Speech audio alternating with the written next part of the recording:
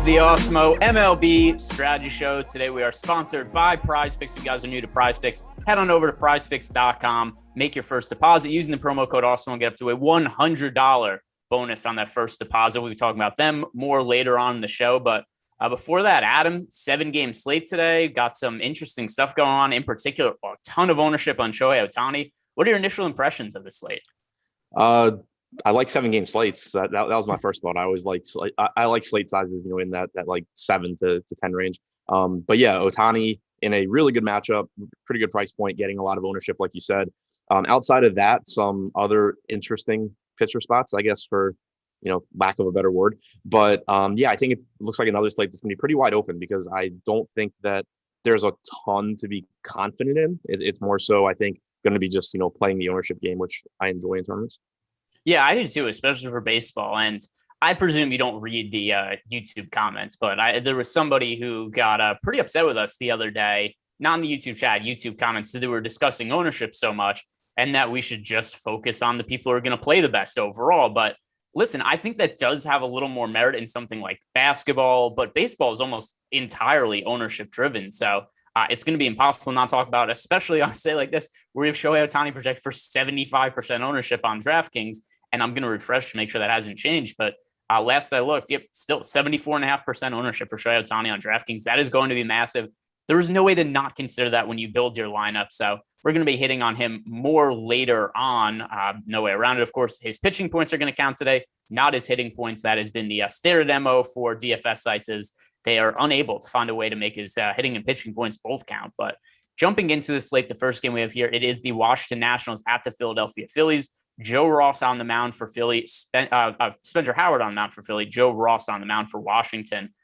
Neither of these guys are pitchers I would normally consider, but beyond Shohei Ohtani and Luis Garcia, we don't have the best pitchers overall on the slate. So with that in mind, are either of these guys players that you consider getting to? Yeah, just because, like you said, there's not a whole lot to feel confident about on the slate. Not going to feel too good about getting to either guy, but they are relatively inexpensive. Howard only 6,400. He is one of the top pitching prospects that the Phillies have. So it's not like this is just some guy with no talent that's up for Philadelphia. It's a tough matchup against Washington, but it is still a little bit of a watered down lineup as well.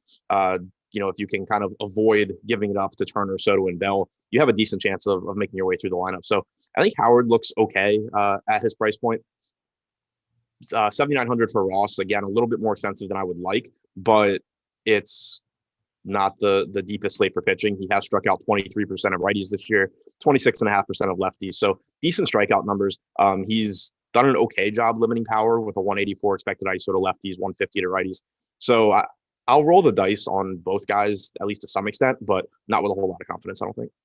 And is there any expectations you have for pitch count for Spencer Howard? Because I agree, if you look at his numbers for this year, 5.11 ERA doesn't inspire all that much confidence, but there has been pretty good strikeout stuff from him this year, 25.9% K rate. The one thing that's kind of an issue for me is that he's in the middle of transitioning from a relief role back into a starter role. So his last two outings, he only had 39 and 42 pitches. I do think that's going to start to come up, but do you think that he's going to get a substantial enough workload to be somebody who really do want to have a lot of in GPPs? Yeah, I think that's the biggest concern. He threw like 42 pitches in 3 innings his last time out. That was his first time in the majors for a while. Previously, he had gone 3, 4 2/3, 5 innings in his last 4 AAA appearances. So it's kind of tough for me because on the one hand, he went 3 innings in each of his last 2, he went 3 innings in his last 1 at AAA, 4 2/3 previously, 5 before that, and then he went 3 innings in his major league appearance. So on the one hand, it's a little bit concerning because that's 2 games in a row he's only gone 3 innings, but you only have to go back to July 3rd to get 5 innings out of Spencer Howard, 4 2/3 on July 10th. So I don't really know exactly what their plan is for him, but if they're going to let him even go 5 innings at 6,400, I think he's a reasonable option. If he's only going to go 3, then obviously you don't really want to play him. So I think that's where a lot of the risk comes in outside of the matchup against Washington. Yeah, and on the other side, I actually like Joe Ross quite a bit for tournaments, given our current ownership data, because he's not somebody who's picking up any kind of ownership. And while Joe Ross isn't, a great pitcher by any means, he's been okay this year. He's currently only projecting for 2% ownership. So FanDuel, I wouldn't consider him, but as an SP2 on DK, I think that's a legitimate spot to consider him. A slate that's pretty tough for pitching. and he's been okay this year. 4.02 ERA, 4.32 expected ERA. The strikeout stuff this year, career high 24.7% K rate. So one thing with Joe Ross that I brought up a little bit earlier in the year, and it didn't really end up coming to fruition, is he was once a former top pitching prospect. He's battled with a bunch of injuries.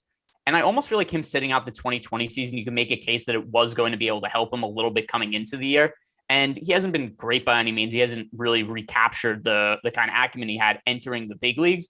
But I think the fact that he's been able to stay healthy, we could probably point to that he's a guy who's been riddled with injuries throughout his career and sat out an entire season when he was healthy, just because of all the concerns last year. So the year off, we've seen him come back pretty effective. Velocity's been solid, 93.9 average fastball velocity.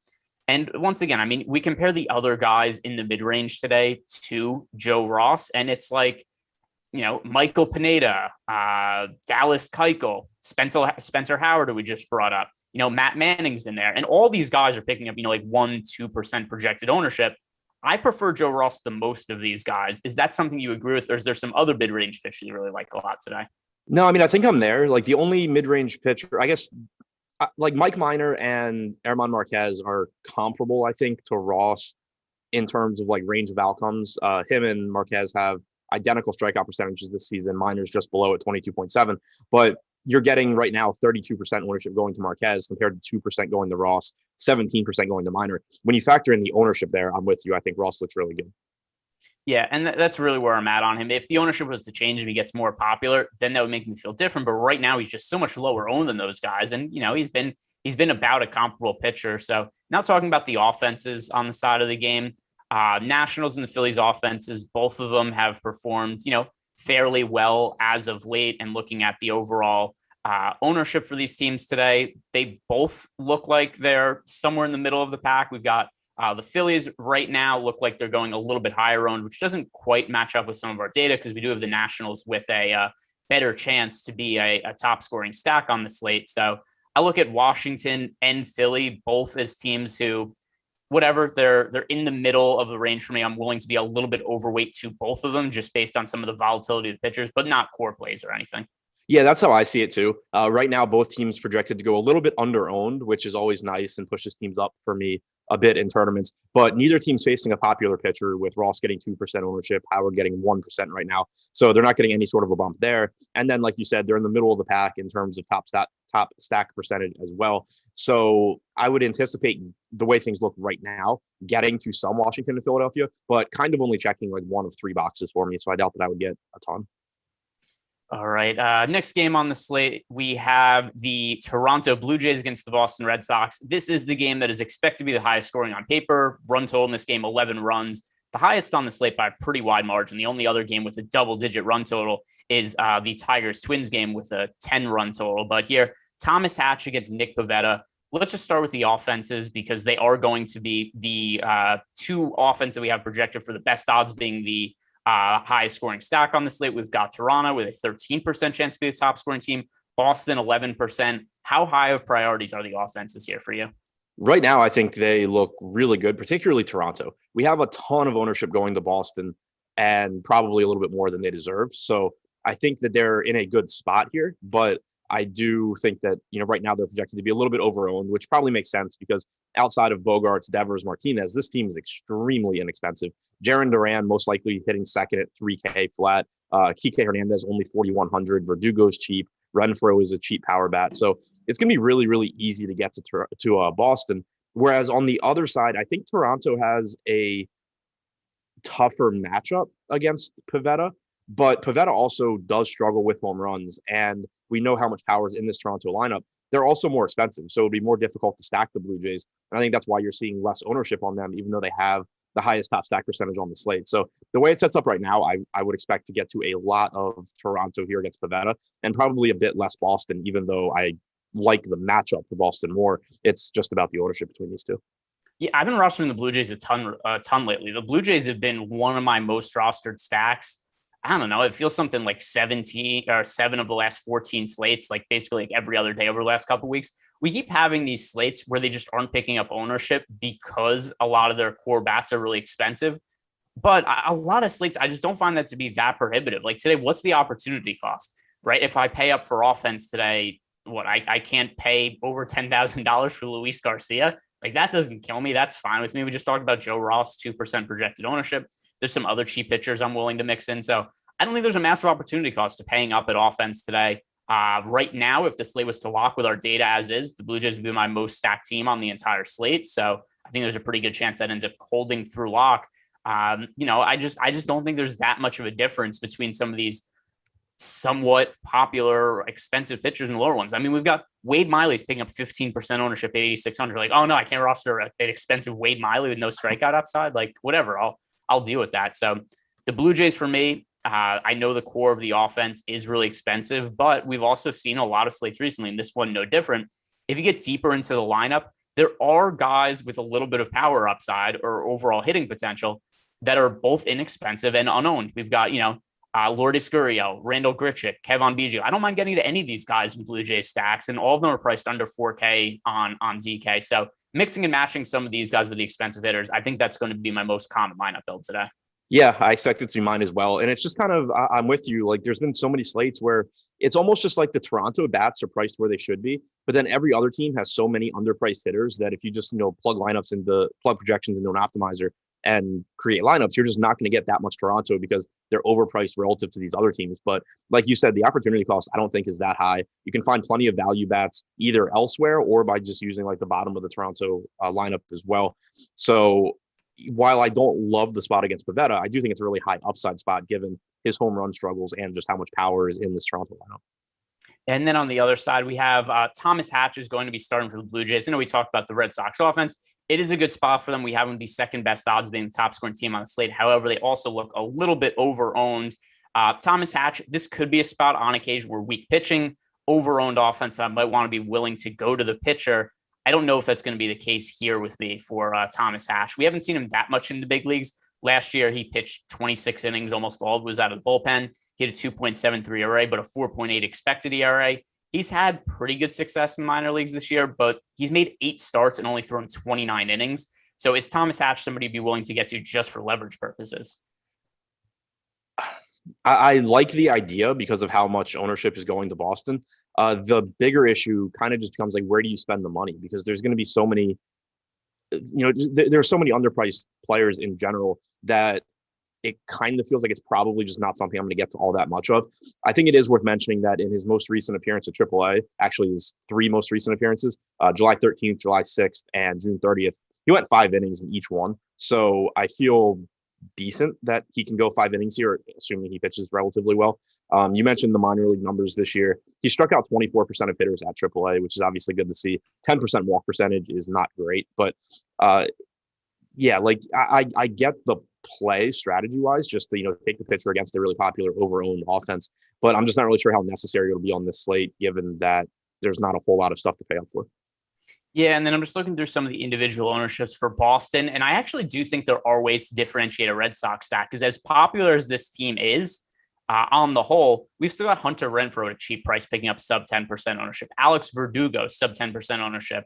And, Verdugo has actually been, a solid hitter overall for the course of the season. So those are a couple of individual guys that I really like mixing into Red Sox stacks, because if you're just playing, Duran, Dalbec, Bogarts, Kike Hernandez, all these guys are super popular, but there are less popular batters to mix in, and also cheaper ones that kind of make the stack viable. So we do make 5-man Red Sox stacks, kind of like what I talked about before with the Blue Jays, although the Blue Jays is just not popular throughout the order. There are cheaper guys to make the Red Sox stack work and also make it less popular. Is that a path that you're willing to go down with Red Sox stacks? Yeah, I think that's one way to do it. You mentioned the guys that are lower owned, mixing them in makes sense, especially with a team like Boston and with players like Verdugo and Renfroe, that you're still getting a high ceiling. These guys are good hitters. Renfroe, in particular, has a ton of power. So it's not like you're throwing some, slap hitting 9-hitter in and saying, oh, well, he's low owned. You still have a ceiling with these guys. And then also what typically ends up happening in my lineups is I'll still get to the Red Sox,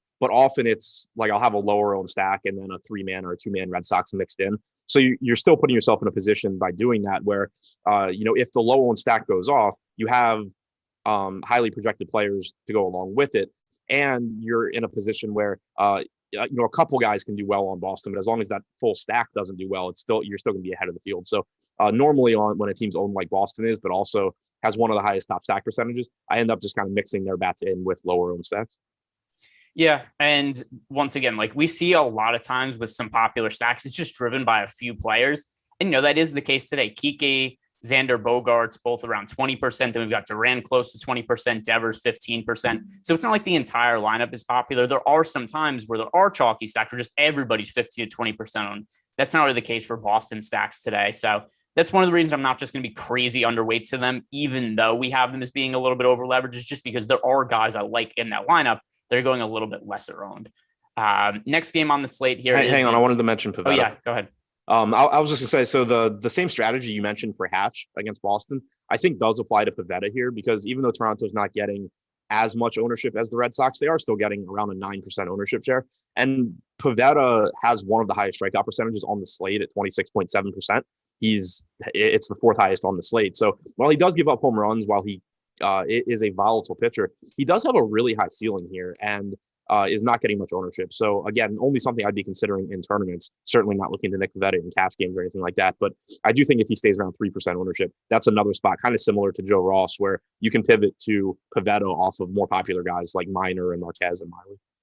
Yeah, and my bad for not throwing it to you to mention him. So the only reason that I'm kind of or not on Pivetta in my initial build is even though he's low owned, he's just so expensive relative to the DK slate at 8,700. And I like Toronto so much that, with the numbers we currently have on Toronto would probably be a team that I'm stacking like a little bit over 20% for a 7-game slate, and that kind of under lack of ownership they have. So I don't know that I'd be getting to Pivetta. I think it makes sense. I just don't know if it's something I'd be willing to do for my builds. But yeah, he is low owned. The pitching options are bad. So it would be something to consider. I just don't know that's something I'm going to want to do today. Yeah, same boat there. Like if the way things look right now, if I just have to pick a side, I'm taking Toronto bats. Like that's the spot that I would go to. But across 150 lineups, obviously you're not stacking Toronto in all of them, or you're probably not. I think the Pivetta spot is an interesting or a good tournament spot. It's certainly not one that anyone has to go to. Like it's not that good.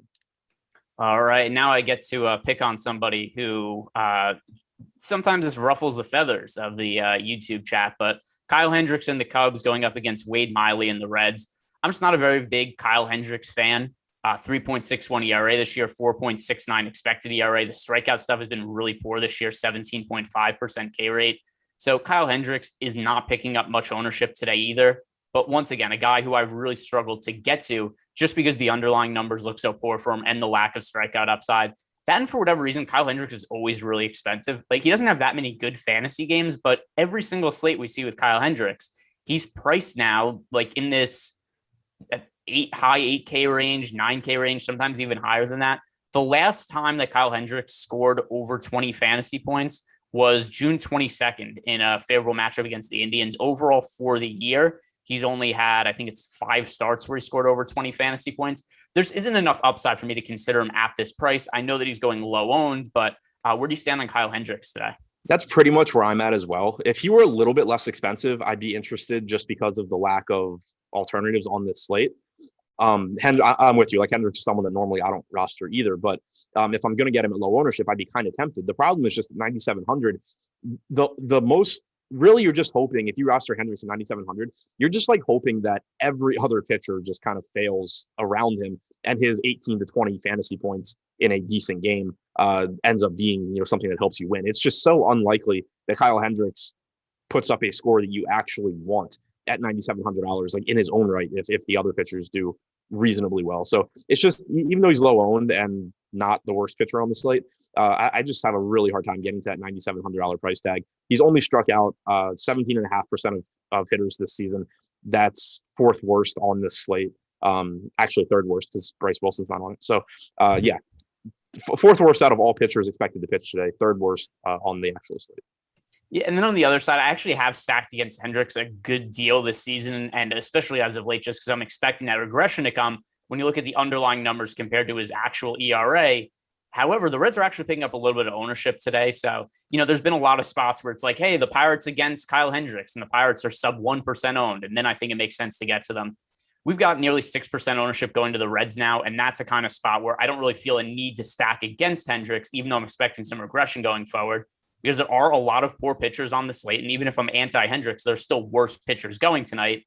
And the Reds offense is already picking up ownership. So I don't really think it's the best spot.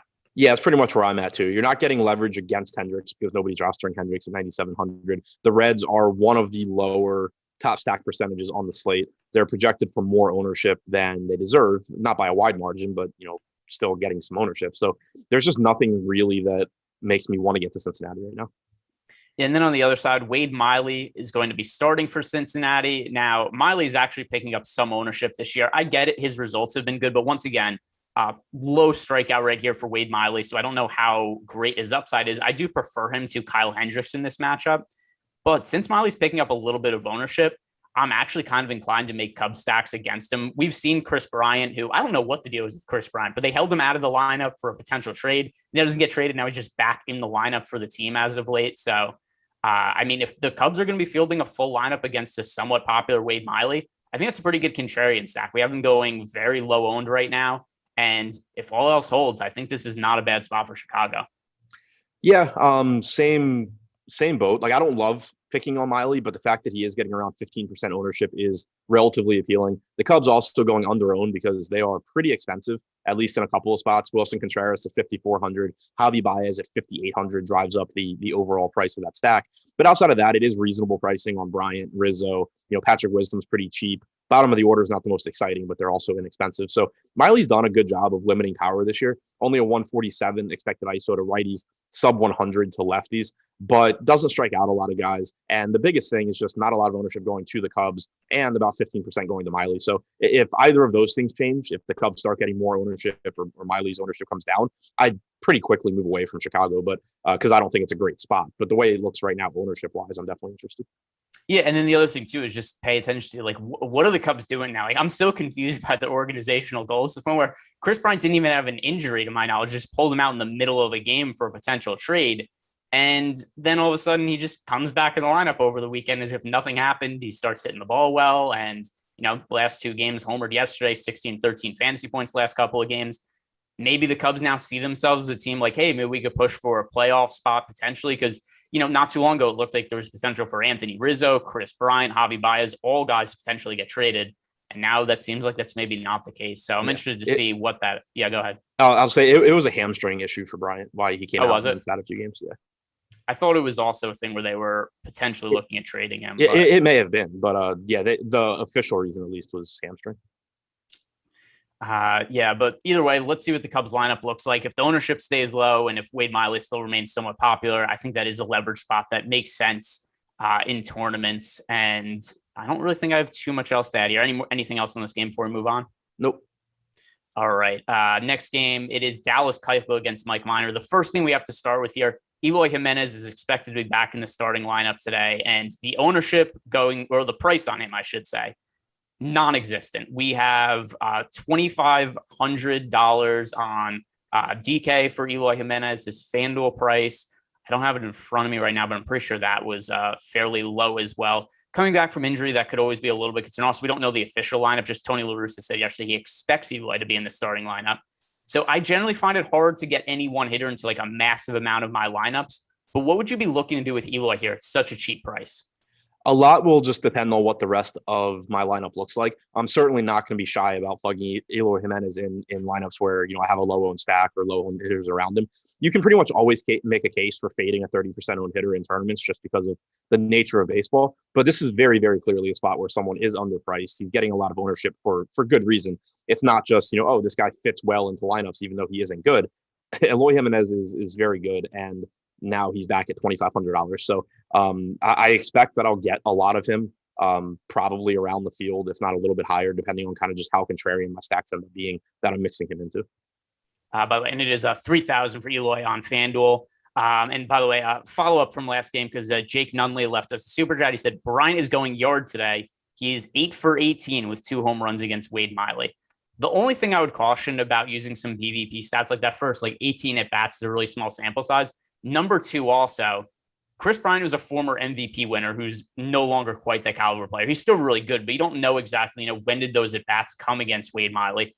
The other thing also is that Wade Miley has undergone some transformations over the course of his career. So here are the ERAs for Wade Miley since 2016. 5.37, 5.61, 2.57, 3.98, 5.65, 2.72. we're talking about somebody who's been a wildly different pitcher over the course of his career, also a guy who struggled with control at some times. And there's been other times where he couldn't, for the most part, he hasn't generated strikeouts, but there were some years where he was a little bit higher of a strikeout pitcher. And then some years like 2018, where he only had a 14.8% K rate. It's really hard to look at Wade Miley, who's basically been a different pitcher every year of his career. And then also Chris Bryant, who used to be an MVP and then went to being kind of average-ish, and now he's solid again, to really look at any of those numbers, because you just don't know what happened in those individual bats, 18 at-bat sample size, or when they happen. Now, with that said, I still like Chris Bryant today, so kind of just, saying stuff that might be a little bit relevant to the slate, but just in terms of BVP data, that's really the issue I have, is just players are so wildly different year to year. Yeah, it's descriptive and not predictive, because there's no way of knowing what's just like random shit and what actually, like there are certainly batters that just see certain pitchers well, but there's no way to like distinguish them from each other. And then, like you said, you also just have players changing. Miley's made improvements. Chris Bryant's dealt with some injuries. He's good again now. But really, the way that I kind of view it, like I don't look at it at all, but like in this case where someone just put it in front of me, I think Bryant is in a good spot against Miley anyway. So I'm certainly not upset that he's had success against him in the past. But on the other hand, if he was like 2 for 18, I would still really like Chris Bryant.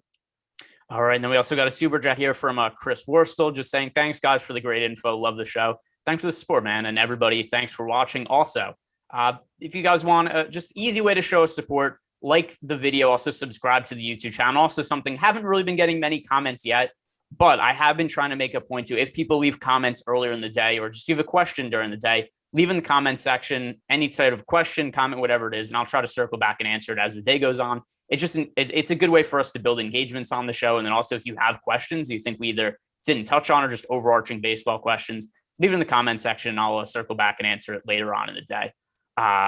Where were we here? All right. So yeah, Eloy Jimenez, he is at 3,000 on FanDuel, really cheap on DK. At the very least, for cash games, it's very rare that there's an individual hitter that I'd say is a must roster in cash games. I kind of feel that way with Eloy today, just because the price is so cheap.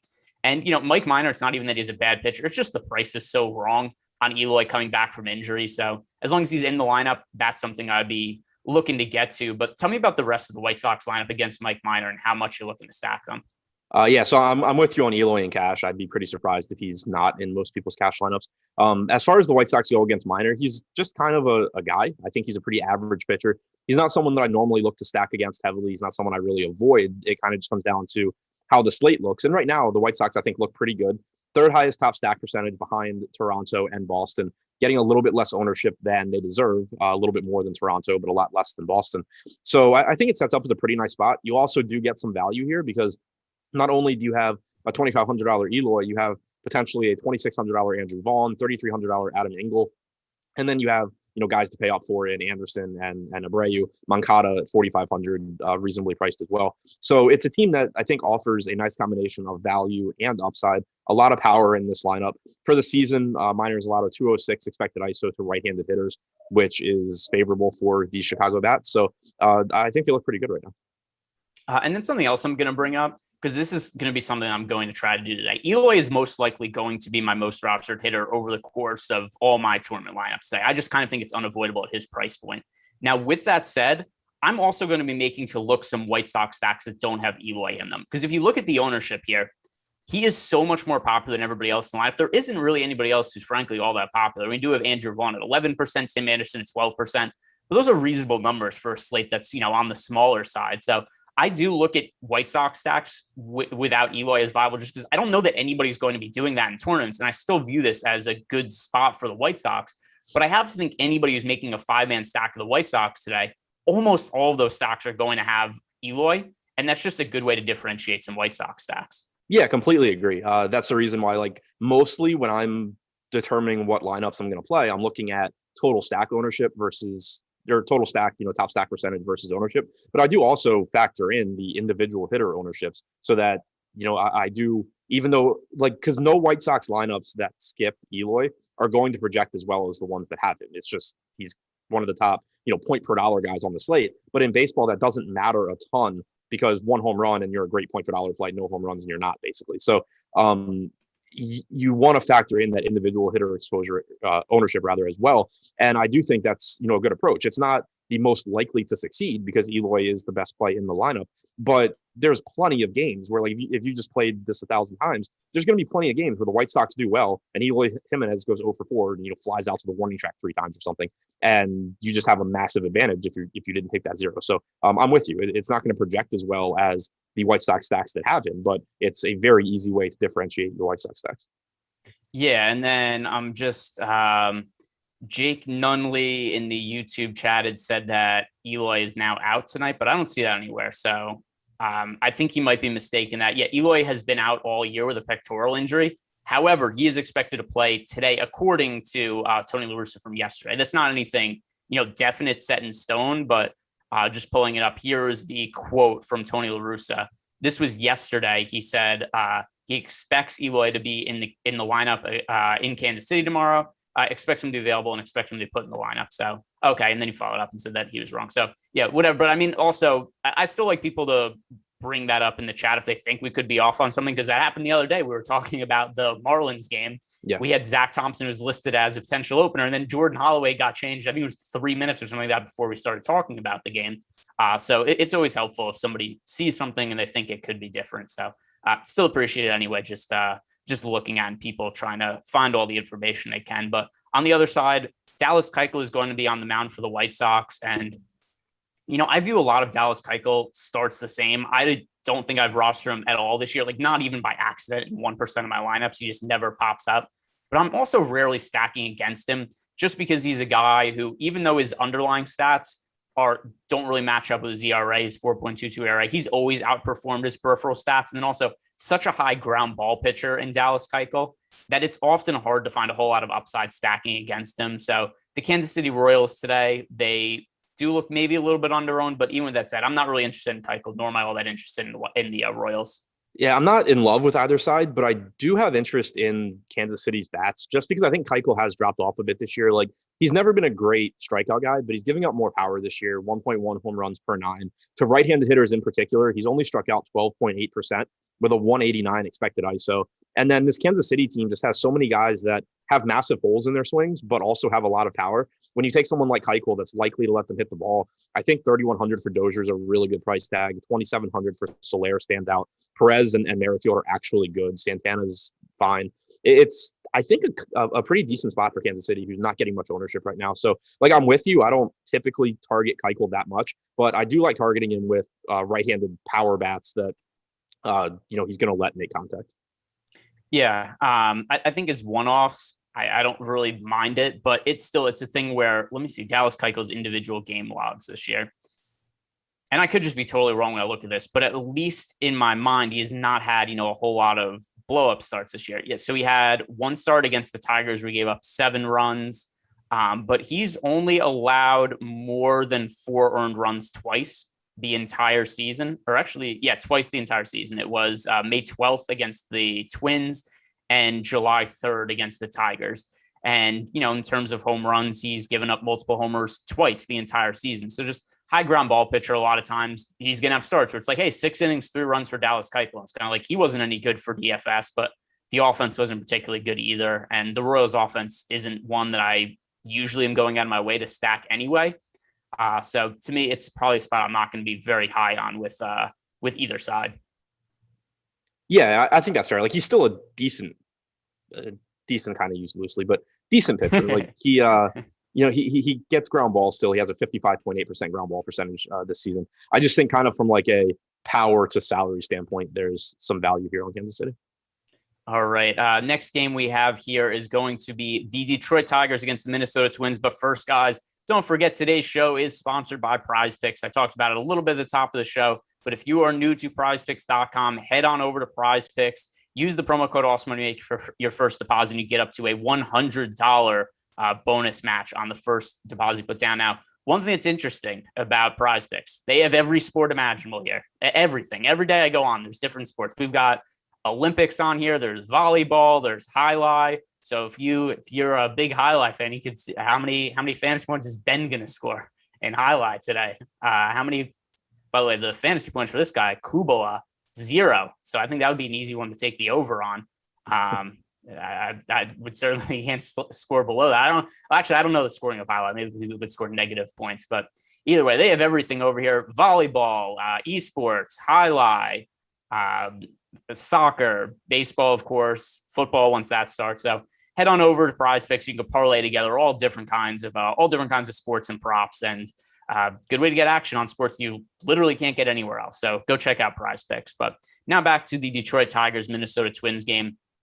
Matt Manning, a guy who I have continually gotten exposure to. When it finally worked out last game, he was finally decent. But on the whole, ever since you and I think it was in Matt Manning's debut, we talked a little bit about him as a prospect. We thought he was a good play that day. He's generally sucked: 5.79 ERA, 5.46 expected ERA. What's really concerning is the 10.5% strikeout rate. He just does not generate any kind of swing and misses. So, I mean, I still look at Matt Manning as a guy who, listen, he's 5,800 with 1% ownership. I still kind of believe in just his acumen as a prospect to the point where I'm willing to get him into some lineups, but he's also wildly different at 5,800 versus when he was 4,100 the last time he was out. So what do you make of Matt Manning and his poor results so far? I still don't really know. I mean, he's been terrible. The strikeouts haven't been there. I believe last start was a career high with 4 strikeouts, which is just absurd for someone with Manning's pedigree and stuff. But it was nice to see him at least, have some success. He wasn't terrible against Minnesota in the previous start either. Struck out 3 and walked 3 in 5 innings, which, by Manning standards isn't terrible. So maybe showing some signs of life here. That being said, I don't really see much reason to go to him here. I just don't think the savings are really necessary. I don't like the matchup much against Minnesota. The best argument I think you could make in Manning's favor is that the Twins are getting a ton of ownership. So sort of like we talked about with Thomas Hatch, it's a reasonable leverage play, but I'm just normally less inclined to do that with pitchers than I am with stacks. Yeah, we do have the Twins, the most popular projected stack currently expected for 16.6% ownership as a team today on DraftKings. Over on FanDuel, they are also going to be really popular with 22.6% projected ownership. So on both sites, we have the Minnesota Twins as the most negatively leveraged stack. Now, we've talked about Matt Manning and how much he struggled this year, not generating swing and misses. But what are we doing with as bad as we think he is? The Twins also going so overly owned. What are you going to do with them as a stack? Probably similar to what I was saying with Boston. Like Minnesota's got the 5th highest or tied for 4th highest top stack percentage, but there's not a big difference at all between them, Houston, the White Sox, and Boston. Just getting a lot of ownership here because they have some favorable prices in their lineup. I'll probably just be mixing their hitters in with less popular stacks that I'm playing. So the overall ownership for my lineup is relatively low. And then I have, a couple more popular bats. I think Trevor Larnach at 2,800 looks like a great value. Kepler at 3,700 is a good value. Jake Cave, if he's batting 6th at 3K, looks pretty good. And then you have, the right-handed bats and Donaldson and Sano that have some power against a pitcher that just has not missed bats this year. So I think it's a good spot for Minnesota. I just don't really like the ownership that's going there right now. Yeah, and the other thing, too, is so when we talked about Red Sox stacks earlier, one thing I mentioned is there are a handful of guys in that lineup that are cheap and are not picking up much ownership. It is really hard to find that in the White Sox lineup because we have Garver, Larnach, Sano. These guys are all projected for 15 to 16% ownership. And then we've got Donaldson, Polanco, Kepler. These guys are all projected for north of 20% ownership. So, towards the bottom of the lineup, depending on who makes it in there could be some guys who are a little bit lesser owned. But for the most part, this looks like a pretty popular lineup from start to finish.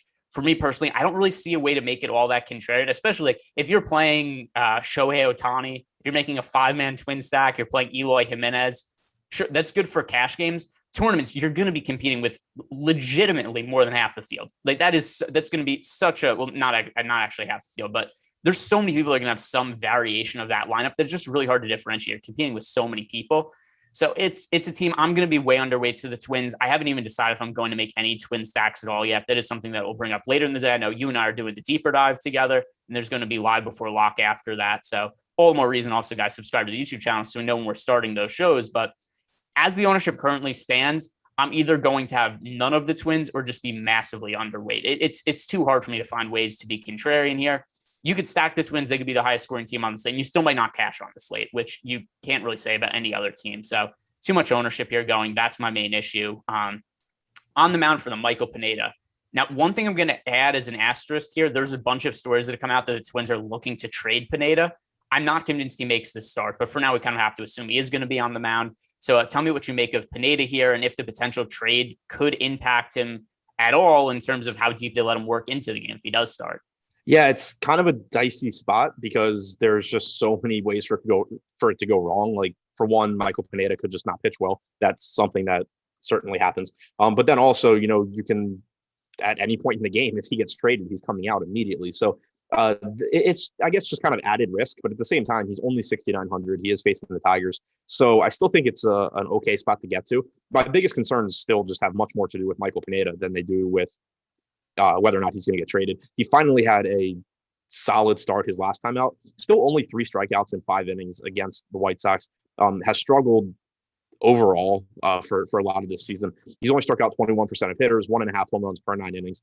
But pitching on this slate, not very good. He's inexpensive. There's not really much in his price range that I think you can that looks like comparable. Dallas Keuchel would probably be the closest, and that's pretty disgusting. So it's kind of like if you're looking to pay below like Joe Ross's 7,900 on DraftKings, it just gets pretty ugly, and everyone's going to have pretty big flaws. So I think Pineda's the best of that group. It's just that you're not going to have a ton of confidence in him anyway because of his numbers this year, and then the added risk that he potentially gets traded during the game. The strikeout number on Michael Pineda today over at PrizePicks, just going to bring this up because I think this is a surprisingly low number. 4 strikeouts is the over-under for Michael Pineda today. I would lean towards the over on that spot, obviously, assuming he pitches today, it gets voided if he doesn't. But 4 strikeouts seems like a really low number for Michael Pineda. The Detroit Tigers on the other side, we've talked about them a lot recently just because the Tigers have been a team a little less so today, but we have seen a bunch of slates where the Tigers have been super popular over the last couple of weeks. They had a really good stretch, and I feel like a lot of the field is chasing right now with the Tigers. Actually, they are less so on FanDuel, but on DK, still projecting for 13% ownership. I don't like Pineda that much overall as a pitcher at this point in his career. The dip in velocity is a concern for me. The underlying numbers don't match up to the actual ERA, but I can't reasonably play a Detroit Tigers offense that's projected for 13% ownership today. FanDuel is going to be a different story, like I said, where they're less popular. But on DK, the only 2 offenses picking up more ownership than Detroit today are the Boston Red Sox and the Minnesota Twins. And both those teams I do view as being better offenses and better spots.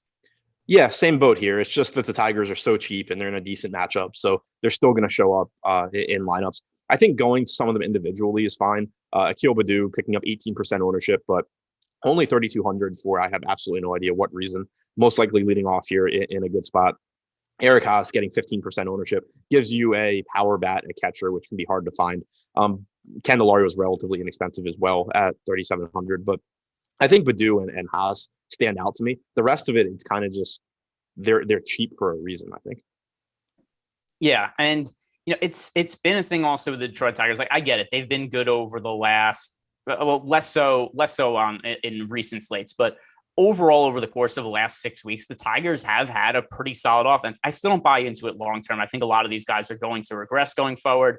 And I do think it's a thing where the field was generally rostering the Tigers now when we've seen the ownership, go up and we've seen them have success. But I just think people are too late to the party and it's just chasing points that aren't going to exist in the future. So the Tigers, they're at least relative to the data we have right now, probably my least favorite stack on the slate. And that's despite me not being the biggest fan of Michael Pineda. But next game on the slate, this is going to be the most pivotal spot talk about of the entire night. Shohei Ohtani up against the Colorado Rockies.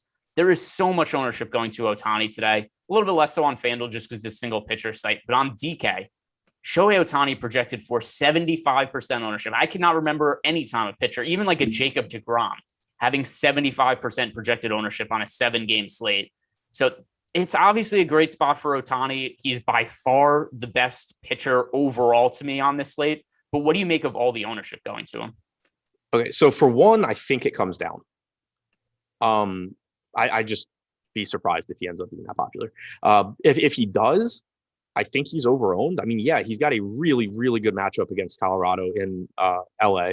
The Rockies can't hit. They're getting outside of cores. Ohtani has excellent strikeout stuff. We know that. So I think it's a really good matchup, but it's just, 75% ownership is a lot. Looking at the top pitcher tool, he doesn't even have the highest top 2 pitcher percentage on the slate. That goes to Luis Garcia against Seattle. So I think Ohtani would be someone you definitely play in cash. You play him in tournaments where you're contrarian elsewhere. But if he's actually 75% owned, I would assume I'm coming in under that. Yeah, and then I think also if you look at I'll see if this is updated, but if you look at our MLB player props tool for betting purposes over at Awesemo.com, I think that now there's Spencer Howard's on there also as being a better bet, but Shohei Ohtani has the second best prop odds for any pitcher prop on the board, and we have it for under 6.5 strikeouts as being a bet that wins 60% of the time. So Ohtani, it's certainly a good spot for him. Cash games, you absolutely have to play him in cash, FanDuel and DraftKings. But for tournaments, I can't reasonably say I want to roster a pitcher with as much volatility as Ohtani 75% of the time, because as talented as Ohtani is, some of the ways that he struggles are just things that doesn't matter who the offense is. Ohtani could come out and walk everybody in the first inning. We've seen it happen before, and you might just get a short outing out of Ohtani. Overall, his numbers for the year, really solid as a pitcher, 3.21 ERA, 3.54 expected ERA. But still, the walk numbers do become an issue sometimes, 11.8% walk rate. So just for leverage purposes and nothing else, I'm willing to get to some Rocky stacks. If Ohtani's actually 75% on, I'm going to be underweight. So it doesn't matter how good of a play I think he is individually. He simply doesn't have 75% chance of being the optimal pitcher. So asking you about the Rocky side, and we can talk about German Marquez. Are you willing to get to the Rockies just because the ownership on Ohtani, if it stands? Because none of us are going to argue the Rockies are any good as a team. Yeah, the larger the tournament, the better the Rockies become. Because obviously they have a very low chance of doing what you want them to do, but the more opponents you have, the more willing you should be to take risks that can that can pay off in first place. So if Ohtani really does project for 75% ownership at lock, I'm assuming I will get to some Colorado just because of the leverage. I will also say on Ohtani, and I'll be back to do the deeper dive later, but if Ohtani's ownership were to drop from like 75% to even like 50%, I'm probably singing a completely different tune and saying like, I'll just play Ohtani everywhere. So it's not that I think 75% is like crazy high for Ohtani. I don't need it to come down that much for me to start to really get him in the lineups. Yeah, and I mean, to be clear, I'm still going to have him in lineups. I think the initial build I did this morning ended up with 40% Ohtani. That's a decent chunk of a starting pitcher, but I ended up with more Luis Garcia than him, and it's still an issue with he's just so popular that you could like right now you could have Ohtani in 2 out of 3 lineups, and you're underweight to him if you play 3 entry max. So it's just a number that's hard to be overweight to. So I agree with you. I do think the number is much more likely to go down than it is to come up, just because there's no way for it to really go up to. But I'm definitely going to be interested to see where that ownership projection ends up settling. But on the other side, German Marquez pitching against the Angels, something I've talked about a few times when we've done shows together for FanDuel purposes. I really love German Marquez as a pivot play on FanDuel off of Ohtani, because any situation where maybe Ohtani struggles a little bit, or maybe just Marquez pitches really well and outworks Ohtani from a fantasy standpoint, maybe gets the win. That's just so much leverage to be had on FanDuel. If Ohtani is going to be this popular, I think that's just a really strong pivot play. So German Marquez, I do like him overall as a pitcher play on both sites, given the outlook on the slate. But FanDuel in particular is a GPP option. I really like Marquez. Yeah, agree with that for all the reasons that you said. And, even on DraftKings, like he's getting a lot of ownership there. But I still think he's a good play because he's one of the most talented pitchers on the slate. He gets outside of Colorado, which, while he's been fine in Coors this year as well, you do see an increase in strikeout percentage outside of Coors Field. You see a decrease in walk percentage. So that stuff, sets up nicely. He's got a 26.3% strikeout percentage outside of Coors this year. The Angels aren't the most favorable matchup, but it's not the worst either. I do think Marquez is pretty easily the most talented pitcher in his price range.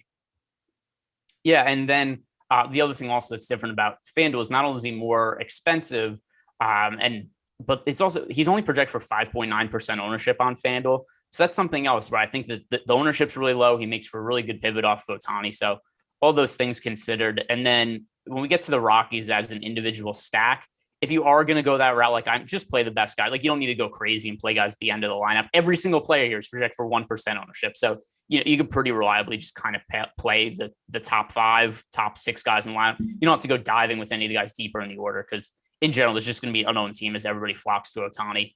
That's the only reason. I have nothing positive I could say about the Rockies. I know we saw Alan S. in the YouTube chat said the Rockies scored 9 runs versus the Dodgers last Friday. Yeah, that's cool. You have to go back, a week to find a decent game that the Rockies had on offense. In general, they suck away from Coors Field. They've had the worst offense against right-handed pitching by WRC plus for years now. They've had the worst road offense by WRC plus for years now. It's really just a case where Ohtani's picking up too much ownership. I like a little bit of leverage there. I don't think the Rockies are any good. That's the only reason. Yeah, agreed. There's nothing about Ohtani. There's nothing about the Rockies. There's nothing about anybody on the Rockies that I'm going to point to and say this is a reason they're going to succeed. You're not playing them because you think that they're going to succeed. You're playing them because if they do, the payoff is huge if they're going up against, say, 75% of a pitcher. Again, if Ohtani drops to like 50, 40, 50%, somewhere in there, I'm just moving completely to Ohtani and getting away from the Rockies pretty quickly. If you want access to all of the Awesemo Plus tools we have for nearly every DFS sport, you guys can get an Awesemo Plus weekly package for $29.95. But also, if you guys are new signing up for an Awesemo Plus package, you could use this promo code MLB Strategy Show. That is one word, all capital letters, MLB Strategy Show. That gets you 25% off your first week of Awesemo Plus Platinum. And also, if you're just playing MLB DFS and only looking for an MLB package, you get an Awesemo Plus MLB weekly package for $15.95. Stop guessing, start winning. Join Awesemo Plus today. All right, just one game left for us to talk about here, Adam. It is going to be the Houston Astros against the Seattle Mariners. Luis Garcia on the mound for Houston, going up against Darren McCoffin. I think I've pronounced that correctly, but I'm not totally sure. Let's start with the Luis Garcia side, because given some of the data we have on the site, he does look like a really good high-end pivot off of Ohtani. You mentioned before that in our data, we do have Luis Garcia with a better chance of being the top overall pitcher on the slate. So if you look at FanDuel, for instance, we currently have Luis Garcia with a 14% chance to be the top scoring pitcher on the slate, compared to an 11% chance for Shohei Ohtani, yet Luis Garcia is picking up about half the ownership. Then on DK, 33% chance for Luis Garcia to be one of the top two scoring pitchers on the slate, 28.6% for Shohei Ohtani, yet Luis Garcia is picking up a third of the ownership of Ohtani. So with that in mind, that is why my current builds, Luis Garcia is my most rostered starting pitcher. Yeah, I really like the Garcia pivot here. He's got a decent matchup against the Mariners. No, it's not as good as matchup against the Rockies outside of Coors, but it's still a good one. And he's struck out 28.5% of hitters this year, so not quite as high as Ohtani, but the walk rate's better. xFIP is similar, 3.86 xFIP, 3.57 for Ohtani. It's just a good pitcher. He's likely to throw a similar number of pitches to Ohtani, as Ohtani. Typically, you're getting like 90 to 100 pitches from Garcia when he's pitching well. He's just been a good pitcher this year, strikes guys out, has a pretty good matchup, and he's right now getting about 1/3 of Ohtani's ownership on DraftKings because he is $1,200 more expensive. But that's also, I just don't think, going to be too much of a problem on the slate because there's so many underpriced hitters that you can get to. So I really like Garcia here. Again, if Ohtani's ownership comes down to like 50% and Garcia goes up to 40, maybe I probably start getting more Ohtani. But right now we have Garcia projected for more fantasy points. Like you said, I don't think that's like. I think it's a spot where reasonable minds could differ. Like you're not crazy if you have Ohtani a little bit higher, but the point is that they're very similar in terms of median projection. They have a very similar range of outcomes. Outside of the salary, there's not really a reason that one of them should be getting 3 times the ownership of the other one. No, and then even if we go over to FanDuel, it's really crazy. We actually have Luis Garcia is $1,000 less expensive than Ohtani on FanDuel, and is still picking up half the projected ownership right now. So I get it. It's a really weak starting pitching night, especially in terms of name value. And a lot of people are just going to look at Ohtani and be like, I'm rostering Ohtani number 1 because Ohtani is good, but then number 2, I think people just gravitate towards him because it's this thing where it's like, I like to roster Ohtani and he's a more recognizable name than everybody else here. I think that, if you ask how many people know who Shohei Ohtani is versus Luis Garcia, especially at this time of year where we don't have other DFS sports going on. So we get a lot more of people playing MLB DFS that just haven't been playing other sports. I think Ohtani, that's something else that's going to drive his ownership to be really high. So we'll see where this winds up. But as of now, Luis Garcia to me is my overall favorite starting pitching option on the slate. For DraftKings purposes, cash games, play Ohtani and Luis Garcia, though. Do you think that's reasonable? Sorry, I missed the last part of what you said. I was going to say for cash games on DK, I think Luis Garcia and Shohei Ohtani, that should be the 2-man pitching combination. Yeah, I think so. I mean, I haven't built a lineup yet, but I don't think that should be that hard to get to. Like, they're not that expensive. You're spending around $20K. You have the Eloy Jimenez free square at $2,500. You have plenty of other free bats you can get to as well. So that's most likely where I would end up. All right. And then on the other side of the mound, we're going to have Darren McCoffin starting for the Seattle Mariners. I'm pretty sure this is his MLB debut. I'm just looking up his second MLB start. First MLB start, he went 5 innings out of the bullpen on July 28th. Okay, yeah. So first MLB start, in terms of what we've seen from him so far, just 5 innings out of the bullpen. He struck out 0 hitters. That's a little bit of a concern. 17.6% K rate. That is also a concern. His minor league numbers this year were not great. It's always a concern for me when somebody gets called up from the minor leagues and they just weren't able to strike guys out in AAA. So in AAA this year, we saw him pitch 59 innings. He had a 3.97 ERA, but a 5.56 FIP, but only an 18.9% K rate in AAA. I think there's a pretty good chance he just gets shelled by the Astros today. Yeah, I'm a little confused what this guy does well because, you mentioned the AAA numbers this year, only striking out 18.9%. At AAA in 2019, he struck out 18.6%. At AA, he struck out like 21.5%. At high A in 2018, he struck out 20%. So like the strikeout numbers have never been there for him. Looking at his batted ball data, not a ton of ground balls, like sub 45% ground ball percentage every year since rookie ball. Infield fly ball percentage is not crazy high. I don't really know exactly what he does well, but this is a spot that I think I'm interested in Houston. I will say a lot of times these pitchers that when you look and you can't figure out what they do well, they end up just being like, they either have really good command or they're really deceptive or something like that. Like there is a reason he's in the major leagues. It's just not evident based on his numbers. Yeah. And I mean, as for the walk rate, it has been really low at different points in mine. I mean, in 2019 in AA, only had a 2.4% walk rate. He's generally managed a walk rate, about 5% or maybe even lower. He did walk a lot of guys the first time we saw him pitch this year, but that was also out of the bullpen. He only pitched 5 innings. So who knows? But as of right now, I like the Houston Astros as a stack. In terms of ownership data, we don't have them picking up that much ownership. They're somewhat popular, but they're still less popular than teams like, the Tigers we mentioned earlier. So given the spot for Houston, I think that people are just looking at McCaffrey starting for the Mariners and not knowing what to make of him. But I don't see anything that looks all that tantalizing. So the Astros are a team that I'm going to want to be stacking today.